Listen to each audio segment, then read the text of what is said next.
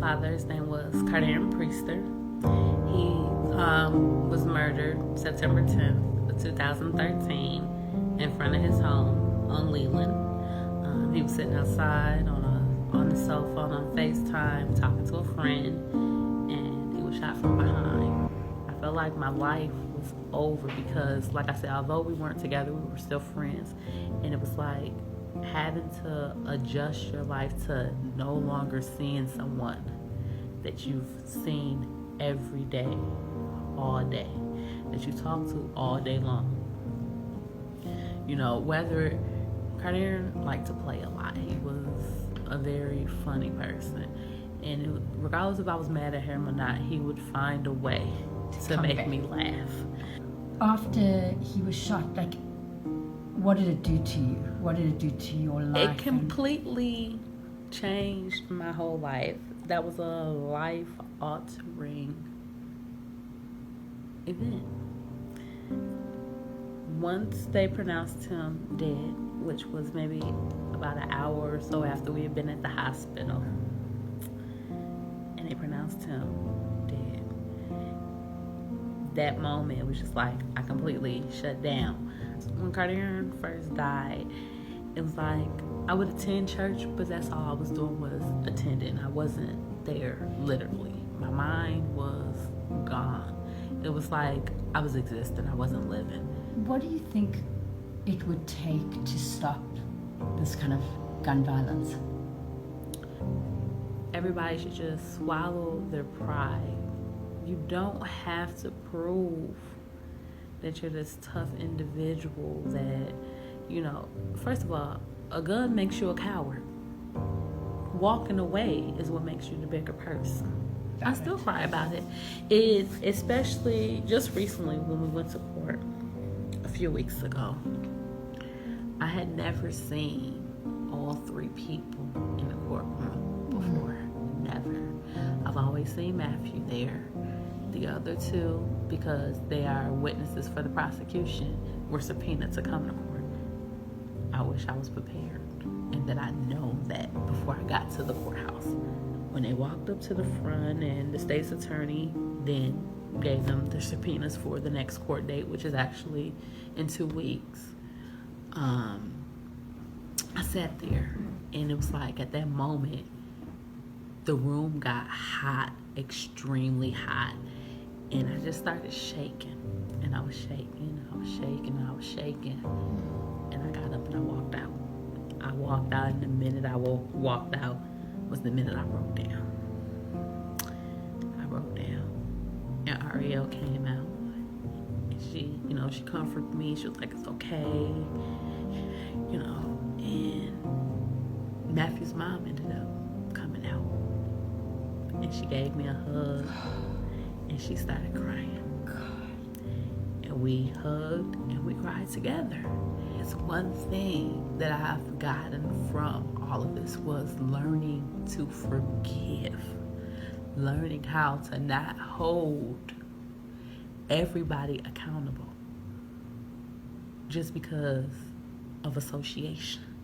So I learned that. I learned to be more open because while I'm hurting, they're hurting too. I learned that, although, yes, they come to court, yes, they're going to be there, yes, they're going to support their loved one because that's their loved one, but they also feel that if he indeed committed the crime, he indeed needs to do the time.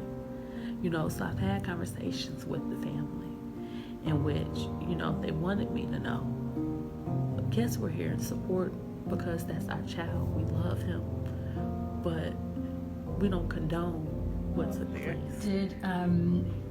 How did you find out? The person that he was on FaceTime with was actually my friend. And so she texted me, she said, "Dereka, I think Cardereon just got shot."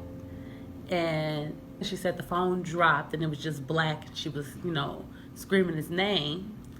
And she didn't hear anything. She didn't see anything. But she heard the shot. I got dressed because I was laying down. It was about 10:45-ish at night. And I got up, I got dressed, and I left my house to go over on Leland. So we get over there and I park on Church and Leland because they've already started blocking off the street, and I park like right there by the alley. And I'm like, okay, I'm 7.5 months pregnant. I can't do this, you know. So I started walking back to my car because I did see the ambulance leaving at that time. And what were you feeling? You know, I was just actually lost. At this whole time, I'm just praying like, God, please let him be okay. You know, I don't know what I would do if he wasn't. It was just like so many thoughts was going through my mind. Like, who would want to, you know, come and just shoot him? Like, hey, was it meant for him? Because I'm not going to say he was the most innocent person in the world, or, you know, but he was a lovable person. Everybody, he was likable. He was very friendly. So it was just like, what happened? You know, what's going on? He was very younger than I was. And so he was 21, and what did he do? He didn't have an occupation at the time. I know during the summer he did like caddying, but with his background, it hindered him from trying to get a job. He had been incarcerated. So he had a felony, so it kind of hindered him from getting work, which also discouraged him. I know he did take classes at Oakton to get his GED. I think it was his last year of high school that he didn't complete. Well, the last semester of his last year of high school. He often expressed how discouraged he was with every time I go try to apply for this job and I, you know, go to the interview, it's, oh no, we can't hire you because of this. And he'd be like, you know, how can I get past this? I'm like, you know, there's jobs out there that will hire felons. And he was working with the outreach program also. And how did you meet each other? How did we meet each other? Yeah. I would be picking up my oldest from Fleetwood, and he would always just, you know, flirt, and when I was like, you know, you're a kid. And then finally, like, on his 18th, was it 18 or 19? 19. So he came and he was just like, so you're never gonna give me a chance? And that's how I actually started reading a book called Kiss Kiss Bang Bang was the name of the book. And, you know, we would read the book together. So that's basically how everything came about. So his birthday is December 2nd. So around like December 14th is when we had just made everything official. And it doesn't help that Shelby looks identical to Cardereon. When she came in this world, I've never seen a child that looks identical to somebody. Her features were there. And how did it make you feel? I was sad. It was like a bittersweet moment. When I had Shelby, today is actually her birthday, November 30th. I went into labor on the 29th. And when she came out, she looked just like Cardereon, and all I could do was cry. I felt empty also, because it was just like, here it is. I brought this child into the world, and it's like, how, when she gets older, do I explain to her that her sister has a father, but she doesn't? And it was just like all these things were going through my mind. I mean, I had the support of my family, I had the support of friends, but it was just like an empty void that I felt. You know, my oldest child, her father is very loving and supporting, and if nobody ever told Shelby that she had a different dad, she wouldn't know.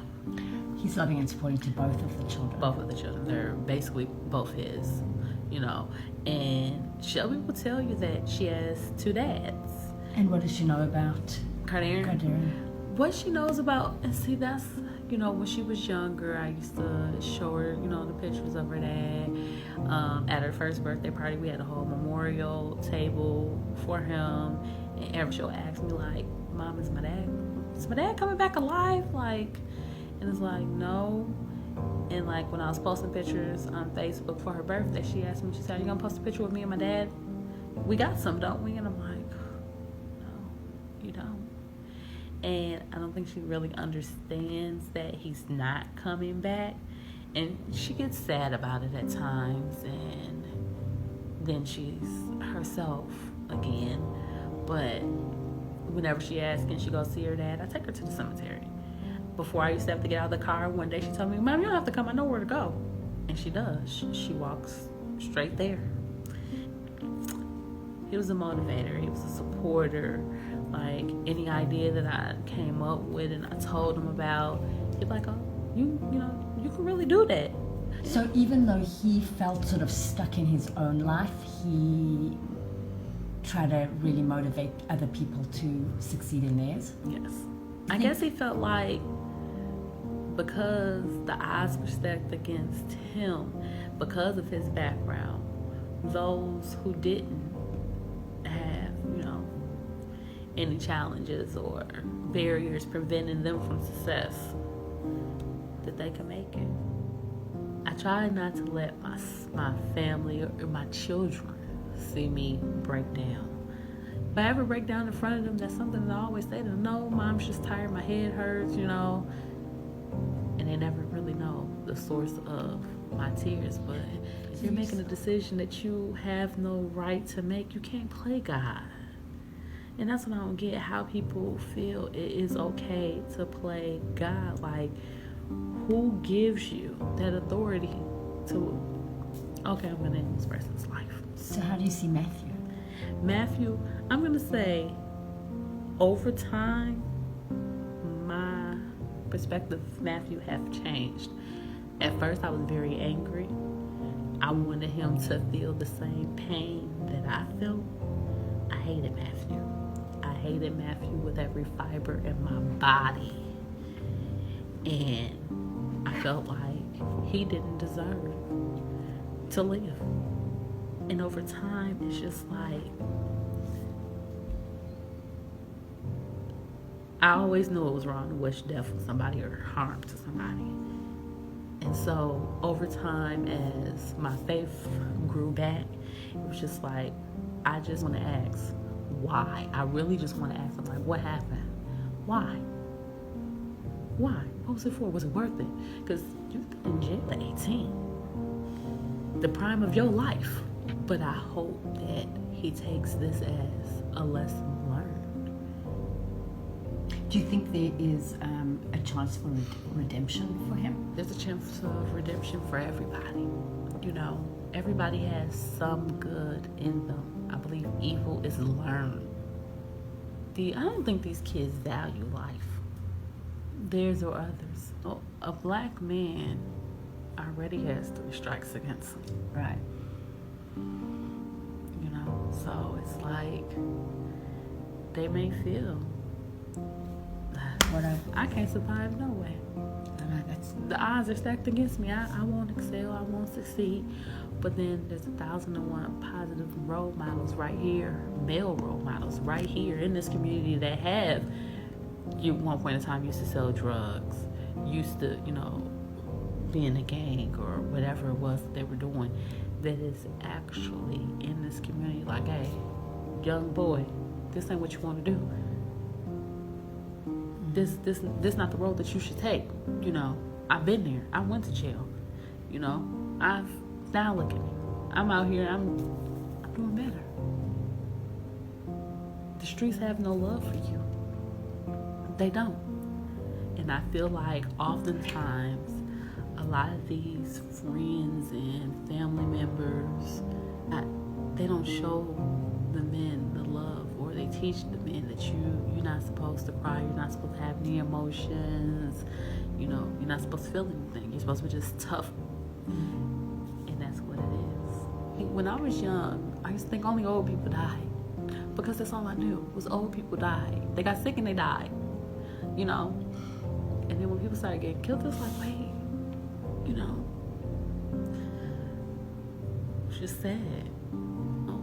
Like 2012, 2013, it seemed like every few months somebody was dying. And friendships were being lost, families was being destroyed. And I feel like a lot of these friends feel like I have to avenge my friend's death. And I tell everybody, like, avenging a death is not going to bring the person back. The way you avenge your friend's death is by you doing better. Live your life. That's how you avenge your friend's death, by living life, not by picking up a gun and causing pain to somebody else. I'm screwed up. I'm lost. I'm confused at times. I don't know if I'm coming and going at times.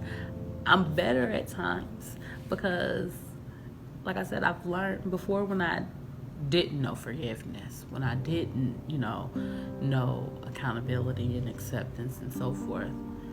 I hated everything. I hated everybody. And now I've learned to just love everybody in spite of. And I think that's I say, put the guns down. You don't only end somebody else's life. You end your life. Even if you're not caught, there's no way that you can live day to day without that on your conscience, knowing that you destroyed lives of many. You made a permanent decision to take somebody else's life for a situation that was temporary, something that was probably petty, something that could have been resolved if you take a loved one away, a son from his mother, a father from his children, a brother. What do you want for your kids? I want the world for my kids. I want my kids to, whatever their heart desires, whatever they want to be in life, to be it. I just want my kids to have peace, drama-free,